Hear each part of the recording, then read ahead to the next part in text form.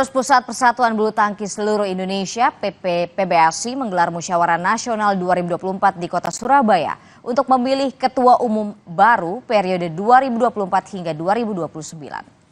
PBSI menggelar Musyawarah Nasional ke-26 tahun 2024 di Kota Surabaya. Pada agenda Munas ini, PBSI akan menggelar pemilihan Ketua Umum untuk periode 2024-2029, menggantikan Agung Firman Sampurna yang masa baktinya akan habis pada bulan November mendatang. Hingga saat ini calon ketua umum baru masih merujuk pada satu nama, yakni Komjen Muhammad Fadil Imran yang menjabat sebagai Kabaharkam Polri sekaligus Sekjen PBSI. Munas PBSI tahun 2024 ini akan digelar selama 3 hari, mulai tanggal 9 hingga 11 Agustus 2024. Diikuti sebanyak 38 pengurus provinsi yang punya hak suara untuk memilih ketua umum pada Musyawarah Nasional tahun ini.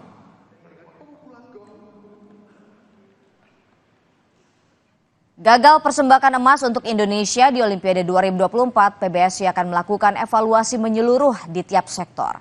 Tunggal putra dan ganda putra jadi sorotan utama evaluasi menyusul hasil mengecewakan di Paris.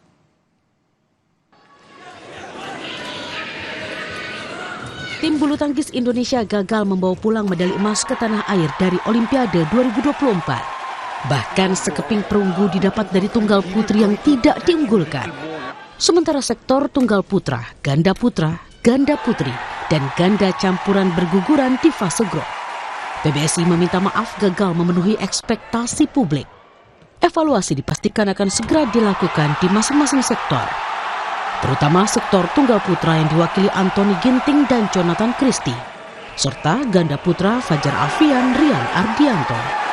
Sejauh ini masalah mental masih jadi hipotesis awal kegagalan para pemain unjuk gigi di Paris. Tampilan mereka itu seharusnya maunya lebih baik lagi supaya bisa ada kemenangan, tapi memang masalah non teknisnya cukup terlihat ya mengganggu gitu. Ya sebenarnya lawan juga gugup lah, nggak cuma Indonesia aja. Cuman kita melihatnya justru pada saat pertandingan itu kita yang justru harus kalah. Padahal secara ranking dan rekor pertemuan kita lebih baik. Teknik dan fisik kita nggak merasa kita kurang atau kita gimana. Kita cukup bisa bersaing karena mereka juga udah pernah juara All England, Super 1000 dan lainnya. Justru faktor ini yang masih kita cari. Kenapa di pertandingan sepenting itu kita justru harus kalah kayak gitu loh. Setelah Olimpiade, PBSI juga tidak menutup kemungkinan melakukan perombakan, termasuk bongkar pasang pemain di sektor ganda untuk mencari kombinasi terbaik. Rinin Taniken, Angga Nuriski, Kompas TV, Tangerang, Banten.